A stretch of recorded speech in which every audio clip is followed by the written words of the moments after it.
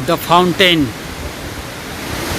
हजारों मीटर ऊंचे से सीधा गिरता हुआ ये पानी है, जिसे आप झरना कहते हैं, और एकदम सीधा गिरते हुए नदी में जाकर समा रही है।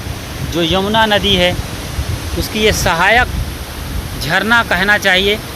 स्वयं यमुना गंगोत्री में हम देख आए हैं कि एक झरना का ही रूप है, काफ़ी ऊंचे से वो भी आ रही है और यहाँ पर तमाम झरने मिल रहे हैं और एक खूबसूरत नज़ारे को अंजाम दे रहे हैं। अद्भुत है धरती, अद्भुत है प्रकृति, और ये खूबसूरत पेड़ उनकी शोभा में और चार चांद लगा रहे हैं। क्या जंगल में वहाँ शेर हो सकते हैं? ये भी सोचने वाली बात है, क्योंकि आदमी आमतौर पर वहाँ नहीं जाते हैं। यमुनोत्री की चढ़ाई में ये बीच की दूरी है। हम यहाँ पर आराम कर रहे हैं और उसके बाद फिर उतरेंगे, चलेंगे जानकी चट्टी। लोग आ रहे हैं अलग अलग तरीके से और हम कुछ और बेहतरीन नज़ारे आपको आगे दिखाते हैं। पहाड़ की ऊंचाई से झरना गिर रहा है, शोरगुल और तूफान के तरीके से सैलाब मचाता हुआ, और नदी में सीधे समाहित हो रही है ये झरना। मन भी एक झरना है। जी हाँ, मन आपका एक झरना है जो हरदम झरता रहता है। तमाम विचार और भाव इसमें उत्पन्न होते रहते हैं, और आपका जीवन एक नदी है। वो नदी हमेशा बह रहा है, जीवन कभी रुकता नहीं है। नदी भी कभी रुकती नहीं है बगैर समंदर से मिले। और आपका समंदर काश गंगा सागर में या बंगाल की खाड़ी में होती, जैसे कि ये यमुना और गंगा जो कि प्रयागराज में मिलकर गंगा सागर की यात्रा करते हैं। ऐसा नहीं है, आपकी गंगा यमुना सब कुछ आपके भीतर है, और समंदर भी। वो जो आपकी चेतना है वही आपका समंदर है, जो आपकी मूल स्थिति है चेतना, जिसकी वजह से आपका अस्तित्व है, वही आप हैं। तभी ये सब कुछ नज़ारा देख पा रहे हैं और ये सब कुछ हो रहा है। और वो आत्मा, वो समंदर, वो स्थायी तत्व इसी तरीके से चट्टानों के तरीके से मौन है, शांत है, एक रंग है।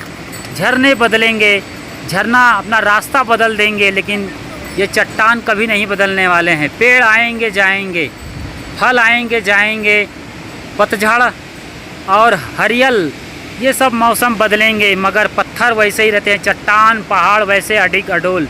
चेतना भी आपकी उसी तरीके से है। क्या धवल धारा है यमुना की, बड़ी तेज़ी से समंदर से मिलने को बेताब है, और बिना किसी गूगल मैप और साइन बोर्ड के बड़ी उदात्त वेग से वो चल रही है। हम आपको करीब से दिखाने की कोशिश कर रहे हैं। कृपया गौर करें कि उसकी बलखाती धारा में कितना दमखम है। देखिए, पानी जैसे उबलता है ना 100 डिग्री पे, यहाँ 1 करोड़ डिग्री पे वो उछाल मार रही है। ये नज़ारा, और सीधे इस तरफ घाटियों वाले इलाकों में वो जा रही है, जो कि नीचे दिल्ली के इलाके में आप जब जाएंगे तो यमुना नदी स्पष्ट रूप से दिखाई देती है। फिर गोकुल, वृंदावन, वाह, आगरा, सब इसी के रेंज में आते हैं, और एक बड़े भूभाग को ये यमुना आबाद करती है। ये झरना मुझे काफ़ी आह्लादित और रोमांचित कर रही है। ऐसा झरना जल्दी देखने को नहीं मिलता है। इतना हाइट, अंदाज़ा लगाइए कितने मीटर की ये झरना हो सकती है।